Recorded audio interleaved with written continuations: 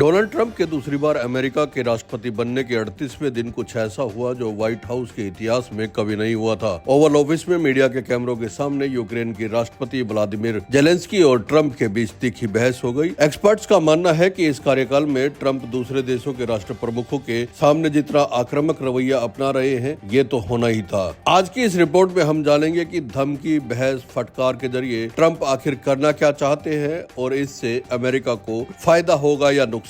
20 जनवरी 2025 को शपथ ग्रहण के बाद डोनाल्ड ट्रंप ने किसी राष्ट्र प्रमुख से पहली मुलाकात के तौर पर इजराइल के प्रधानमंत्री बेंजामिन नेतन्याहू से मुलाकात की। 4 फरवरी को नेतन्याहू व्हाइट हाउस पहुंचे तो ट्रंप ने गेट पर आकर उनका स्वागत किया। इस मुलाकात के दौरान ट्रंप ने वो सब किया जो नेतन्याहू चाहते थे, लेकिन इसके बाद आए 5 राष्ट्र अध्यक्षों पर ट्रंप ने दोष जमानी शुरू की और कई बार बहस होते होते बची। सबसे पहले उन्होंने जॉर्डन के किंग को मदद रोकने की धमकी दी। 11 फरवरी को जॉर्डन के किंग अब्दुल्ला व्हाइट हाउस पहुंचे। ट्रंप उन्हें रिसीव करने गेट तक आए, लेकिन ओवल ऑफिस में प्रेस कॉन्फ्रेंस के दौरान ट्रंप बिफर पड़े। ट्रंप ने सख्त लहजे में किंग अब्दुल्ला से कहा कि हम गाजा पर कंट्रोल करने जा रहे हैं और फिलिस्तीन को गाजा के अलावा किसी और सुरक्षित जगह पर बसाया जाएगा। अमेरिका जॉर्डन और मिस्र को बहुत पैसे देता है, अगर वे इस योजना से सहमत नहीं हुए तो उन्हें ये सहायता रोक दी जा सकती है। ट्रंप ने यह भी कहा कि मुझे धमकी देने की जरूरत नहीं है, मुझे लगता है कि हम इससे ऊपर हैं।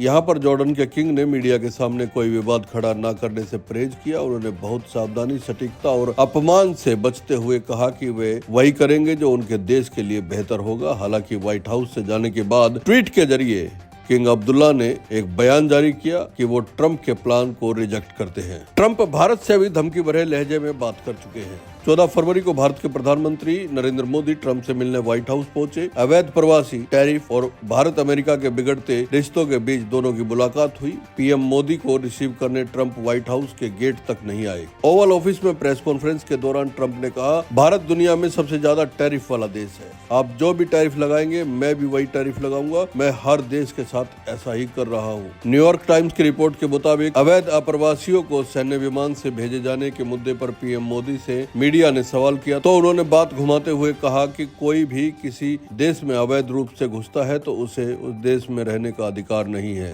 पीएम मोदी ने इस दौरे में पूरी कोशिश की कि विवादित मुद्दे हावी ना हो। भारत किसी तरह ट्रंप के साथ उलझने में बच गया। दोनों पक्षों ने तय किया कि कुछ महीनों में डील होगी और इसे विक्ट्री की तरह प्रोजेक्ट किया गया। फ्रांस के राष्ट्रपति से भी उलझ गए थे ट्रंप। 24 फरवरी को फ्रांस के राष्ट्रपति एमेनुएल मैक्रों व्हाइट हाउस पहुंचे। ओवल ऑफिस में प्रेस कॉन्फ्रेंस के दौरान ट्रंप मैक्रों से उलझ गए। एक सवाल के जवाब देते हुए ट्रंप ने कहा कि यूरोप यूक्रेन को पैसे उधार दे रहा है और अपना पैसा वापस ले रहा है। ट्रंप ने दावा किया कि अमेरिका ने यूक्रेन को जंग लड़ने के लिए असल पैसा दिया है। ट्रंप के ऐसा कहते ही वहां मौजूद मैक्रों ने हाथ पकड़कर उन्हें रोका और कहा कि सच कहें तो हमने पेमेंट किया है। इस जंग में जितना खर्च हुआ है उसका 60% भुगतान यूरोप ने किया है। अगर साफ साफ कहा जाए तो अमेरिका ने लोन गारंटी ग्रांट दिया, लेकिन असल पैसा यूरोप ने दिया है। ट्रंप ने ब्रिटिश पीएम से भी पूछ लिया कि क्या वे अकेले रूस का मुकाबला कर पाएंगे। 27 फरवरी को व्हाइट हाउस में ब्रिटिश पीएम स्टारमर ने डोनाल्ड ट्रंप से मुलाकात की। ज्वाइंट प्रेस कॉन्फ्रेंस में ट्रंप ने सवाल पूछा कि अगर यूक्रेन में ब्रिटिश सेना तैनात होती है तो क्या अमेरिका उसकी मदद करेगा। ट्रंप ने पहले नहीं कहा। उन्होंने कहा कि ब्रिटिश अपने ख्याल अच्छे से रख सकते हैं। कुछ देर बाद उन्होंने कहा कि यदि ब्रिटेन को मदद की जरूरत होगी तो अमेरिका उसका साथ देगा। इसके कुछ देर बाद रिपोर्टर ने कीर स्टारमर से कनाडा पर भी सवाल किया। इस पर ट्रंप नाराज हो गए और बातचीत को बीच में ही रोक दिया। रिपोर्टर ने पूछा था कि क्या उन्होंने कनाडा पर कब्जे वाले बयान के बारे में राष्ट्रपति ट्रंप से चर्चा की है। इस पर स्टारमर ने कहा कि हम सबसे करीबी देश हैं और आज हमारी अच्छी चर्चा हुई है, लेकिन